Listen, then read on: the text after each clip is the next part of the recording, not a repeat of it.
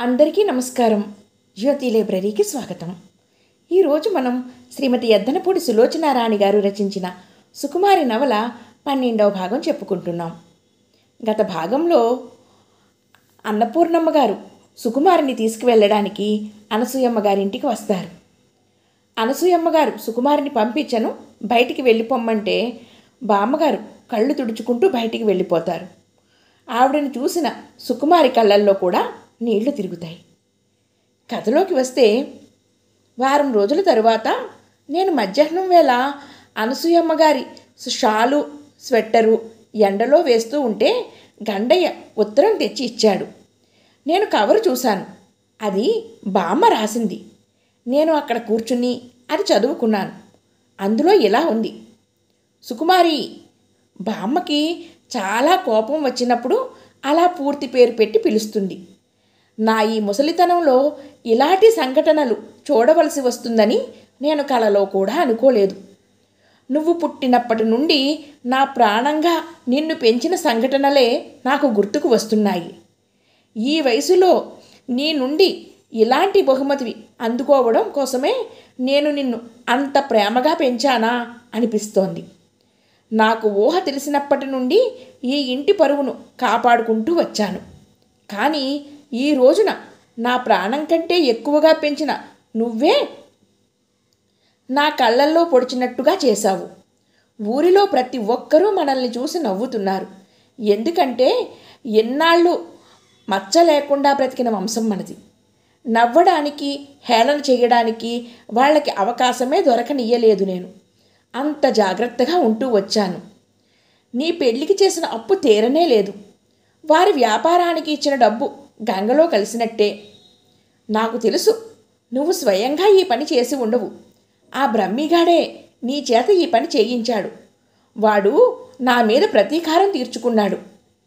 నువ్వు చస్తే రుణం తీరిపోయిందని ఒక ఏడుపు ఏడ్చి ఊరుకునేదాన్ని. ఎందుకే నన్ను నవ్వుల పాలు చేసి నువ్వు ఇంకా బ్రతికి ఉన్నావు? మీ అమ్మ నీ మీద బెంగతో మంచం పట్టింది. మేము పడుతున్న ఈ అవమానం, వేదన మమ్మల్ని కార్చిచ్చులా దహించి వేస్తున్నాయి. ఆ అనసూయమ్మ సంగతి నీకు తెలియదు. చిన్నప్పుడు భర్త ఏదో అన్నాడని వదిలేసింది. ఏమిటో సంఘాలు అంటుంది, హక్కులు అంటుంది, నా బొంద అంటుంది. ఆడపిల్ల మనసులు పాడు చేస్తుంది. ముక్కు మొహం తెలియని వారింట్లో నా మనవరాలు ఒక పని మనిషిలా గుప్పెడు మెతుకుల కోసం చాకిరీ చేస్తూ బ్రతుకుతోంది అంటే, ఛీ, ఇంకా ఎందుకే నేను బ్రతకడం, నీకు ఈ ఉత్తరం రాయడం?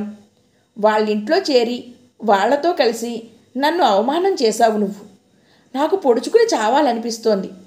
సుఖీ, ఇప్పుడు నీకు తెలియదే, నా అనేవారు లేని ఒంటరితనం ఏమిటో ఇంకో 10 ఏళ్ల పోయిన తర్వాత తెలుస్తుంది. మగవాడు 2 దెబ్బలు వేస్తే తప్పేమిటో నాకు అర్థం కావడం లేదు. మనకి పిల్లల్ని ఇచ్చి తిండి పెట్టి మన జీవితానికి ఒక రక్షణ ఇచ్చిన ఆ వ్యక్తికి కొట్టడానికి హక్కు లేదా? కొంతమంది పిల్లలు పుడతారు తల్లిదండ్రులని సంతోషపెట్టడానికి కాదు, అలవికాని దుఃఖాగ్నిలో వారిని వేపడానికి. ఆ అనసూయమ్మ అలాగే చెబుతుంది. కన్నబిడ్డ అంటే ఉండే కడుపు తీపి ఆవిడకి ఏం తెలుసు? మేమెవ్వరమూ నీకు అవసరం లేదనుకుంటే నువ్వు ఆవిడ దగ్గరే ఉండిపో. నీ పేరు కూడా ఇక మేము ఎత్తం. నీకు మాకు రుణం తీరిపోయిందని ఒక ఏడుపు ఏడ్చి ఊరుకుంటాం. నువ్వు చస్తే మాకు సంతోషం. ఇట్లు అన్నపూర్ణమ్మ. ఆ ఉత్తరంలో ధోరణి, ఆ భాష, ఆ రాసే తీరు చూస్తూ ఉంటే బామ్మకి నా మీద ఎంత కోపం ఉందో నాకు బాగానే అర్థమవుతోంది. ఆ ఉత్తరం చదువుతుంటే నాకు కళ్ళ వెంట బొటబొటా నీళ్లు వచ్చేశాయి. ఆ ఉత్తరంలో ప్రతి అక్షరము సోలంలా మారి నన్ను ఎడాపెడా పొడి చేస్తున్నట్టుగా ఉంది. నన్ను చావమని రాసింది బామ్మ. నేనెందుకు చచ్చిపోవాలి? అసలు నేనేం తప్పు చేశాను? ఎంతసేపు పరువు పరువు అంటుందే తప్ప అత్తవారు నన్ను పెట్టే బాధలు పట్టించుకోదేం. వాళ్ళు నన్ను పని మనిషిలా చూసినా పర్వాలేదన్నమాట. అప్పుడు ఇంటి పరువు మూటగట్టుకుని సంతోషంగా ఉంటుంది. నేను అది ఆవిడకు దక్కకుండా చేశాననేగా ఆ దుగ్ధ. నాకు బామ్మ మీద, అత్తారి మీద, ఇంటి గౌరవం మీద ఆపుకోలేనంత కోపం వస్తోంది. నాకు అసలు చెప్పలేనంత ఆశ్చర్యం వేస్తూ అసలు అర్థం కాని విషయం ఏమిటంటే, నా కాలికి కాస్త దెబ్బ తగిలితే నాకంటే తనే ఎక్కువ ఏడ్చి గజగజలాడిపోయి మా అమ్మే మా తల్లే దెబ్బ తగిలిందా నాన్న అనే బామ్మ వాళ్ళు నన్ను కొట్టి చంపుతున్నారు మొర్రో అంటే అసలు పట్టించుకోదే. ఏదో సర్దుకుపోవాలి అంటుంది ఎంతసేపు. పరాయి వాళ్ళింట్లో పని మనిషిలా పడి ఉన్నానుట. నా కళ్ళంబడి నీళ్లు ఉబికి వచ్చేశాయి. ఉంటే ఉన్నాను, తప్పేమిటి? అయిన వాళ్ళు అర్థం చేసుకున్నప్పుడు ఎక్కడో ఒక చోట నా బ్రతుకు నేను బ్రతుకుతుంటే పరువు పోతోంది అంటూ గోల పెడతారు. మాయదారి చిక్కంతా వచ్చి నానెత్తినే పడింది. సాయంత్రం బ్రహ్మి రాగానే ఆ ఉత్తరం చూపించాను. అతను అది చదివి బాధపడ్డాడు.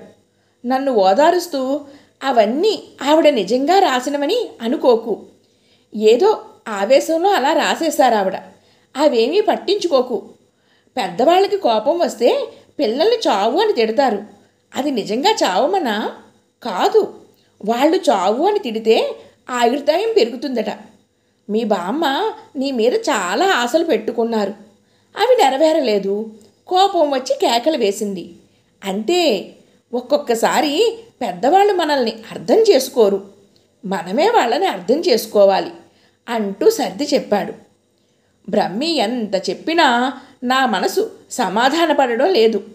నా కోపం తగ్గడం లేదు. మంచం మీద పడుకుంటే నిద్ర రావడం లేదు. లేచి వెళ్ళి కూర్చుని ఉత్తరం రాశాను. అమ్మా, గౌరవనీయులైన అన్నపూర్ణమ్మ గారు, మీ ఉత్తరం అందింది. ఎంతసేపు పరువు పరువు అని ఏడవకపోతే నా మనవరాలు ఏమైపోయిందా అని ఆలోచించరాదుటండి. నేను ఇలా అవుతానని మీరు అనుకోలేదు, నిజమే. కానీ నేను కూడా, నాకు ఇలాంటి కష్టం వస్తే మా బామ్మ నన్ను తన గుండెల్లో దాచుకునేది పోయి ఇలా తిట్టిపోస్తుందని, చావు అని శాపనార్థాలు పెడుతుందని నేను కూడా అనుకోలేదు సుమండి. నేను అనుకున్నట్టు మీరు లేరు, మీరు అనుకున్నట్టు నేను లేను. సరికి సరిపోయిన దానికి ఇంకా ఏమిటి మీ గోల? పెళ్లి చేస్తున్నారంటే ఎంచెక్క చీరలు, నగలు, సినిమాలు అనుకున్నాను. కానీ ఇలా చావు దెబ్బలు, మంచానికి కట్టివేయడాలు అనుకోలేదు. మీరు ఎంతో డబ్బు ఖర్చు చేసి అప్పుల పాలయ్యి నాకు పెళ్లి చేశానని అన్నారు. మీ డబ్బు లెక్కలే మీకు. ఎంతసేపు రూపాయలు లెక్క చూసుకుంటున్నారు కానీ నా ఒంటి మీద పెద్ద దెబ్బలు మీకు లెక్క కట్టడం లేదు మీరు. నేను ఒకటే మీకు చెబుతున్నాను, నన్ను చావమని రాశారు, నాకు అస్సలు చావాలని లేదు. ఎందుకంటే అసలు నేనేం తప్పు చేశాను? ఆ వెధవ పరమ నికృష్టమైన పెళ్ళి నాకు చేసి మీరే ఘోరమైన తప్పు చేశారు. మీరు చేసిన తప్పు మిమ్మల్నే పీడిస్తోంది. బ్రహ్మి మీద పడి ఎందుకు ఏడుస్తారు? అనసూయమ్మ గారిని ఎందుకు తిడతారు? ఓహో, వారు నన్ను ఆపదలో ఆదుకున్నారనా? మీరు ఎంతో డబ్బు ఖర్చు చేసి పడేసిన తప్పుడు పెళ్ళి అనే గోతిలో నేను పడి ఉండలేదని మీకు కోపం. నన్ను అనవసరంగా తిట్టి ఇంకా తప్పు చేయకండి, మీ దేవుళ్ళే మిమ్మల్ని శపిస్తారు. ఇట్లు సుకుమారి రాలు.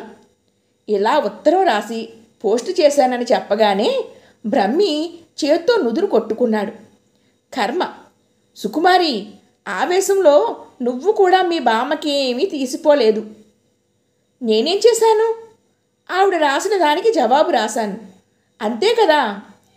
చూడు, ఇద్దరు చాలా ఇష్టమైన వాళ్ళ మధ్య గొడవలు వస్తే ఒకరు ఆవేశపడినప్పుడు మరొకరు తగ్గితేనే ఆ అనుబంధం నిలుస్తుంది.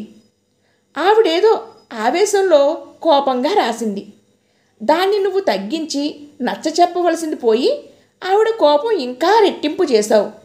ఇలా అయితే అసలు మనుషుల మధ్య సంబంధాలే తెగిపోతాయి. నేనేం చెయ్యను? నాకు మాత్రం కోపం ఆవేశం రావా అన్నాను.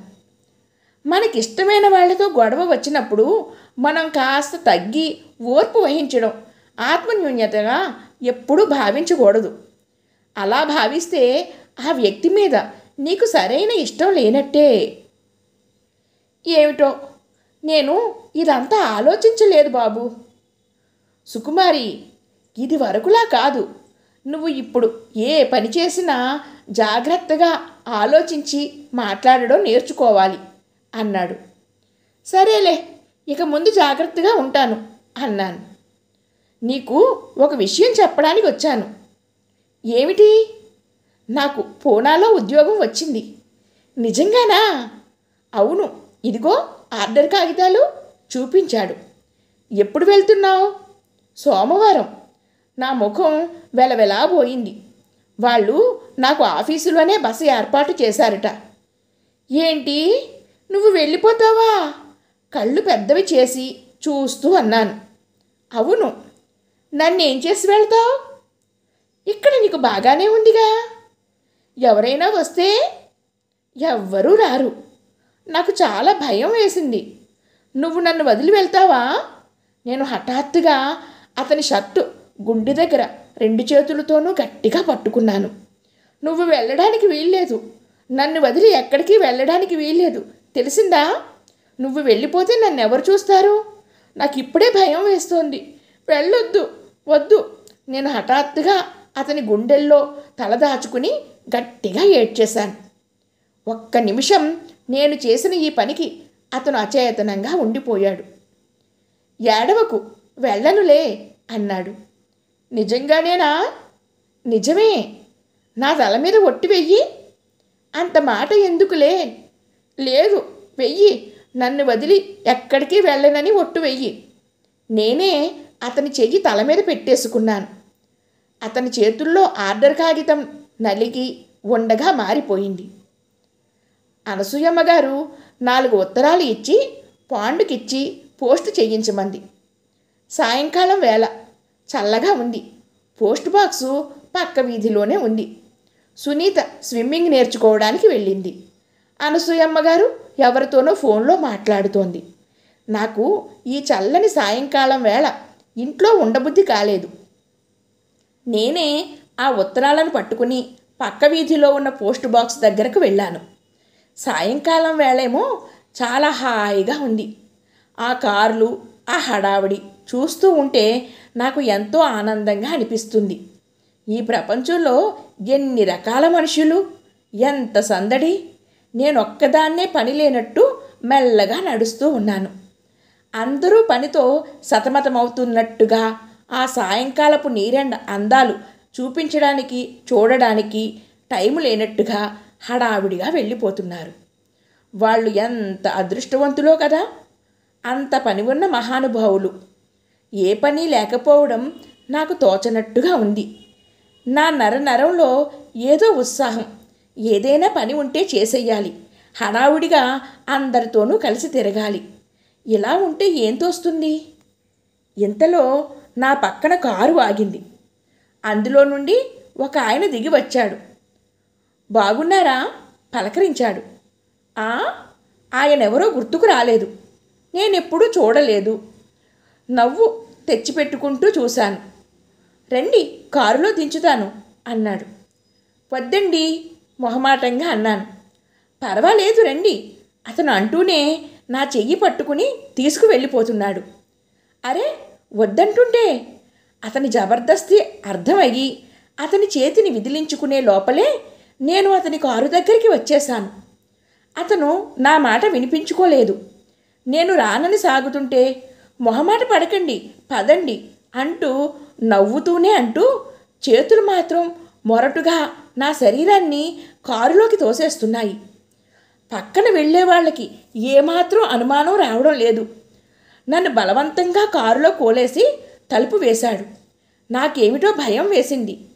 ఇది మర్యాద కాదు, దౌర్జన్యం. నా ఇష్టం లేకుండా తీసుకువచ్చి కారులో కూలేశాడు ఆయన. నేను డోర్ హ్యాండిల్ తిప్పి డోర్ తెరవబోతుంటే నా భుజం మీద పులి పంజాలా ఉన్న ఒక చెయ్యి వచ్చి బిగిసింది. నేను తిరిగి చూశాను. ఎదురుగా ఆ ఎలుగుబంటి. నేను కెవ్వుమని అరుస్తుంటే అతను వెంటనే చేత్తో నా నోరు మూసేశాడు. అది ఎంత గట్టిగా ఉందంటే నా దవడలు నొప్పెక్కిపోయాయి. నేను చెయ్యిని కొరకపోతే ఒక చేత్తో నడుం దగ్గర పిడిగుద్దు పడింది. ఆ తరువాత డొక్కలో, ఆ తరువాత వీపు మీద. నువ్వు పారిపోతే పట్టుకోలేననుకున్నావా అంటూ నోటి వెంట ఆ తరువాత విపరీతమైన బూతులు వచ్చాయి.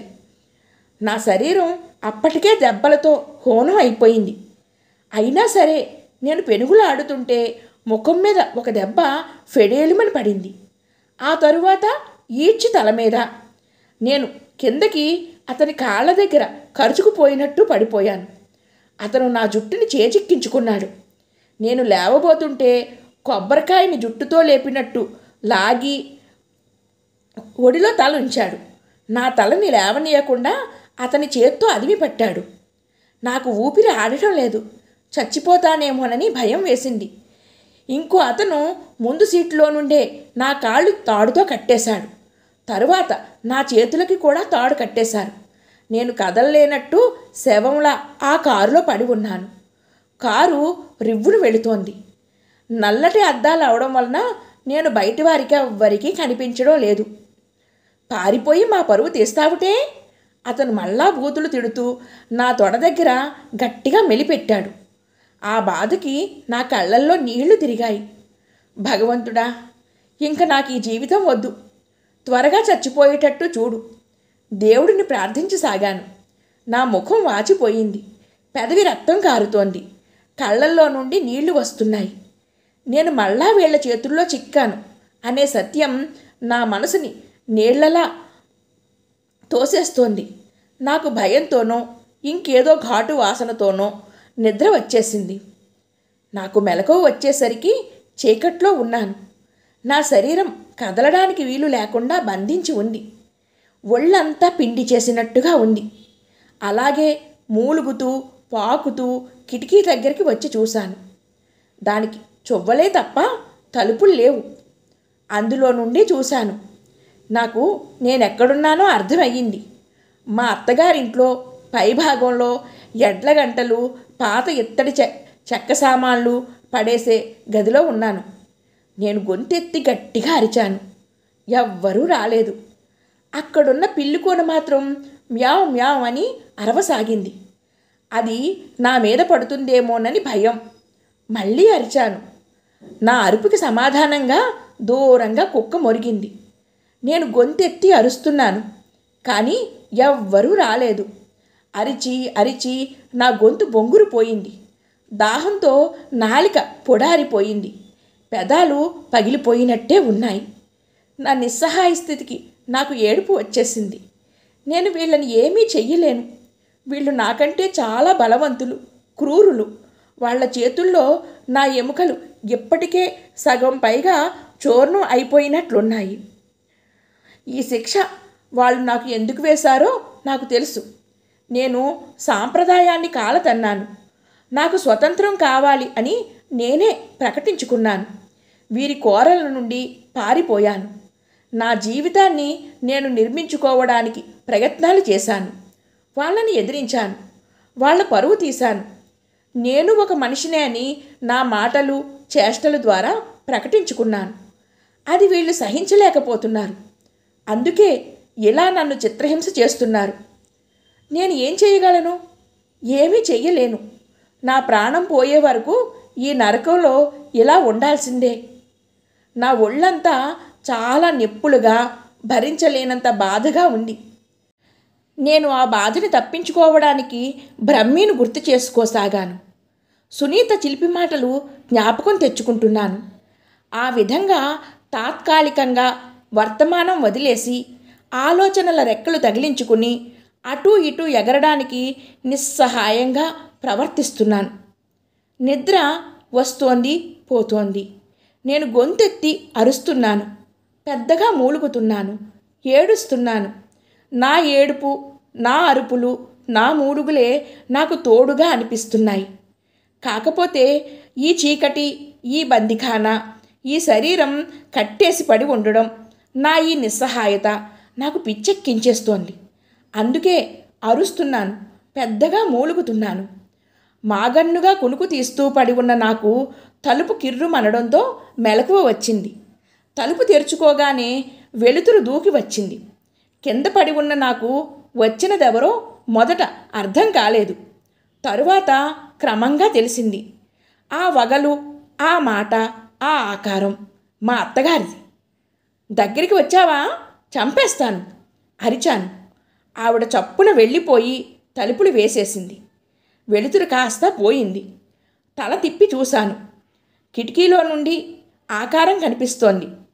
నేను మళ్ళా అరిచాను, తలుపులు తీయి. కిటికీలో నుండి ఎవరో తొంగి చూశారు. అది హైమ. నేను ఉమ్మేశాను. హైమ తల అవతలికి వెళ్ళిపోయింది. తలుపు తీయి. నేను మా బామ్మని, అత్తగారిని, మామగారిని, ఆ ఎలుగుబంటిని అందరినీ తిట్టసాగాను. నాకు భయం వేస్తోంది. స్పృహ తప్పేటట్టుంది. ఒంటి మీద తెలివి ఉంచుకోవాలి, లేకపోతే వీళ్ళు ఈసారి ఏం చేస్తారో. నా నోటికి తిట్లు గుర్తు రావడం లేదు. నాకు వచ్చిన ఇంగ్లీష్ పాఠం బిగ్గరగా అప్పచెపుతున్నట్టు అరవసాగాను. Once there was a slave. బయట మాటలు వినిపిస్తున్నాయి. అయ్యో, ఏమిటా ధోరణి? పిచ్చెక్కింది. ఇంట్లోంచి పారిపోయి హైదరాబాద్ రోడ్ల మీద బట్టలు విప్పేసి తిరుగుతుంటే మా వారు చూసి తీసుకువచ్చారు. ఎవరైనా చేతబడి చేశారేమో, అదే నేను అనుకుంటున్నాను. పూజారి గారికి కబురు పంపించండి అంటోంది ఇంకో గొంతు. నేను అదే అనుకుంటున్నాను పిన్ని అంటోంది మా అత్తగారు. ఎవరికే పిచ్చి? నీకు పిచ్చి, నీ మొగుడికి పిచ్చి, నీ కొడుక్కి పిచ్చి, నీ కూతురికి పిచ్చి అరిచాను. గంట అయిందేమో. నిద్రపోతున్న నేను నీరసంగా కళ్ళు తెరిచి చూశాను. ఎవరో ఒక ఆయన వచ్చాడు. లోపలికి ఆయన వస్తుంటే వెనక్కి పాకి వెళ్ళి నేను తిట్టసాగాను. ఆయన ఓం హ్రీం అన్నాడు. ఏడిసావు పోరా వెధవా అన్నాను. నన్ను తరువాత వాళ్ళు తీసుకువచ్చి పెరటివైపు వరండాలో ఒక స్తంభానికి తాళ్లతో కట్టేశారు. జుట్టు పీకి విరబోశారు. మా అత్తగారు నా ముఖాన కాసంత కుంకుమ బొట్టు పెట్టింది. నాకు కుంకుమ వాసనకి ఒకటే తుమ్ములు రాసాగాయి. భూతవైద్యుడు అప్పటికే మంత్రాలు జపిస్తూ వేపమండలతో చెల్లు చెల్లున ఎడాపెడా నా ముఖం మీద, భుజాల మీద, పొట్ట మీద, కాళ్ళ మీద ఈడ్చి ఈడ్చి కొడుతున్నాడు. హైమా వాళ్ళంతా బిందెలతో నీళ్లు తెచ్చి నా తల మీద గుమ్మరిస్తున్నారు. 1, 2 కాదు, 10, 20 ఎన్నో. నేను ఉక్కిరిబిక్కిరి అయిపోతున్నాను. మధ్యలో వేపమండల దెబ్బలు. మా అత్తగారు నీళ్ల బిందెలతో, కుండలతో తెస్తున్న 2 పనివాళ్లను తొందరగా నడవండి, 101 కావాలి అంటూ తొందర చేస్తోంది. నా పని అయిపోయింది. నా శరీరాన్ని వీళ్ళు ఏమైనా చేసుకొని, కాల్చి వాతలు పెట్టని, చీల్చి కాకులకి గద్దలకి వెయ్యని, కాలవలో మొసళ్ళకి పారెయ్యని. నేనేం చెయ్యలేను. నా ఓపిక అయిపోయింది. నా తిరుగుబాటు అంతరించిపోయింది. నా ఆగ్రహం ఊపిరే పోయినట్టు అయిపోయింది. నా శరీరం నాది కాదు అన్నట్టు, వారికి ఒక ఆట వస్తువు అన్నట్టు వదిలేశాను. వీళ్ళు నా నెత్తి మీద నుంచి నీళ్లు కారుతున్నాయి. నా ఒంటికి దెబ్బలు తగులుతున్నాయి. వారు వేసే పొగ నా ఊపిరితిత్తులని చంపేస్తోంది. నాకు ఏడ్చే ఓపిక కూడా లేదు. ఎంతలో ఎవరో ఆగండి అని అరిచారు. ఏమిటో గోల. నాకు చూపు స్థిరంగా నిలబడడం లేదు. ఏమిటో అరుపులు, ఏమిటో పరుగులు. ఎవరో తాళ్ళు విప్పేస్తున్నారు. మిగిలిన కథ తరువాయి భాగంలో చెప్పుకుందాం. Thank you friends. సర్వే జనా సుఖినో భవంతు. జై హింద్.